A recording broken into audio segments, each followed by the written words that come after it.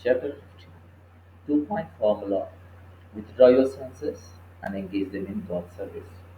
So, contrary to Vishwamitra, is the story of great devotee Srila Haridas Thakur.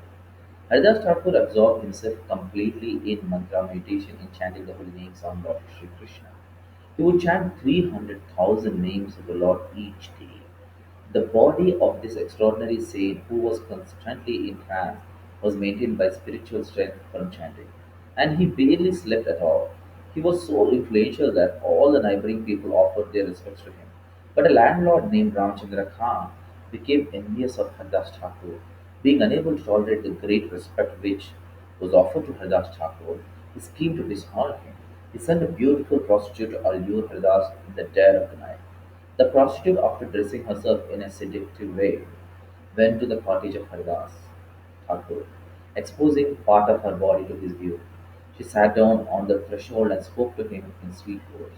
She told him, "My dear Haridas, oh great preacher, great devotee, you are so beautifully built, and your youth is just beginning. Who is the woman who could control her mind after seeing you? I am eager to be united with you. My mind is greedy for this."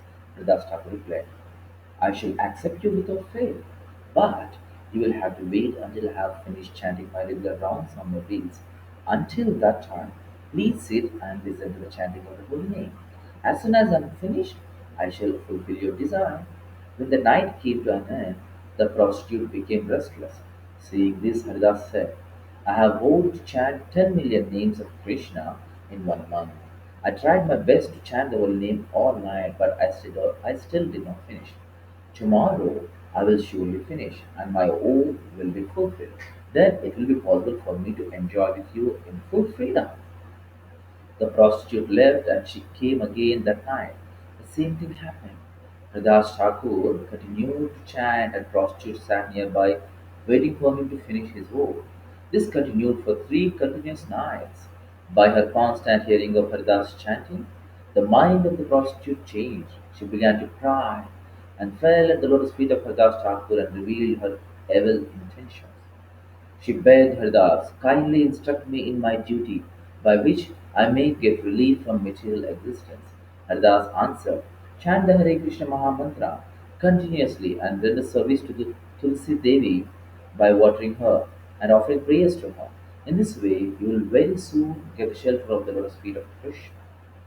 Haridas Thakur was not the least affected by the prostitute. In fact, he converted her into a great devotee of the Lord. When one engages in devotional service, Krishna consciousness, then automatically material enjoyment becomes distasteful. Krishna explains in the Gita that besides restraining the senses from sinful activities, we must engage our mind in his service and thus fix our consciousness on him. He says in the Bhagavad Gita 2.61, "Tani sarvani samyamya yukta asita matparaha vashe hi yasyendriyani tasya prajna pratishtita." Translation: one who restrains his senses, keeping them under full control, and fixes his consciousness upon me, is known to be a man of steady intelligence. The sure short method of controlling our mind and all our senses is to engage them in positive spiritual activities. In Vedic times, the saintly kings would take taxes from the general people and use it to help the devotees to preach Krishna consciousness.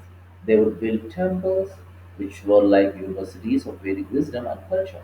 These big temples of the Lord were built right in the center of the town so that many people could gather there for spiritual education. These kings would not only help in propagating Krishna consciousness throughout the world, but would also strictly practice the principles of bhakti in their own lives. The exemplary standards of devotional service set by the saintly kings were followed by the common people, and thus they too would get a chance to progress on the path of the spiritual world, back home, back to Godhead. An excellent example of such a great devotee king was Ambarish Maharaj. The king engaged all his senses in the service of the Lord and was able to conquer his desires. As mentioned in the Srimad Bhagavatam 9.4.18 to 20, it says that he engaged all his things in the service of the Lord. He gained complete victory over mind and senses. So Maharaj Ambarish, his mind to meditate on the lotus feet of the Lord, his eyes to see the Lord, his tongue for honoring Prasad, his ears to hear the glories of the Lord, his mouth to chant the holy name of the Lord, his nose to smell the flowers offered to the Lord, his hands to clean the temple of the Lord, his legs to walk to the temple of the Lord. Thank you.